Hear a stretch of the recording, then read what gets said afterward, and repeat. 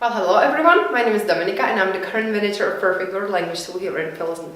I welcome you very much at my next English video tip. Well, today we will have a look at the English word worth, which is a little tricky one for some students of English who might have problems with translations and as well with the usage of the word. So we will have a look at how worth works and how to use it in a sentence and what it exactly means.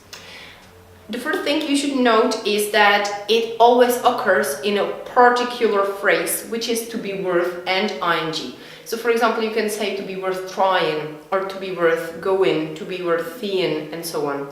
So it means you always have to use a verb here, as worth is not a verb itself. So to be worth, and then the gerundium. So to be worth trying, for example, which means it has the value of the thing. So I can try. It has the value for me to try. It's worth trying.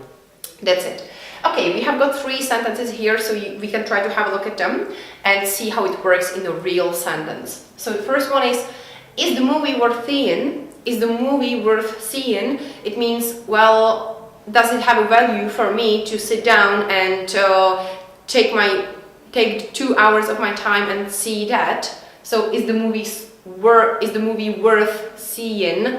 That's it. Is it worth seeing? Okay? You can't say worth to see or whatever. You just have to say worth seeing. That's it. The next one is he's not worth crying for. He's not worth crying for is a sentence you can see to your girlfriend who is crying because of her boyfriend who broke up with her some time ago.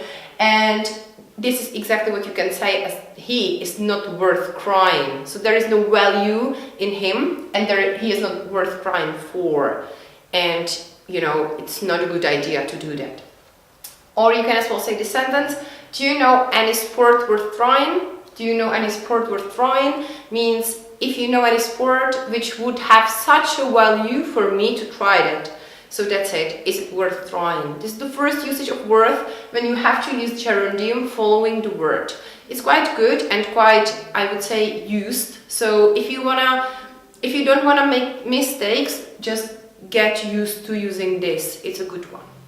Okay, then you as well can use it like instead of ing. So you can say very easy sentences like these. It's worth it. It's worth it means it has the value for me to do it. It's worth it. That's it. It's quite good and you can use it whenever you know what it means. So what's hidden there behind it. So it's worth it. That's what you can say. Or you can say she's worth it. She's worth it. It means like she is good enough for me to, I don't know, go out with her or whatever. So she's worth it. That's it. This is the second possibility of using worth. And then you can as well make an adjective out of worth, which is worthy. And it means like full of value. Yeah. So if you say such work is worthy, it means that such work is really good. It's something I admire, something I like, and it's worthy. It means it has a value in itself. So you can say such work is worthy. It means it's a good work.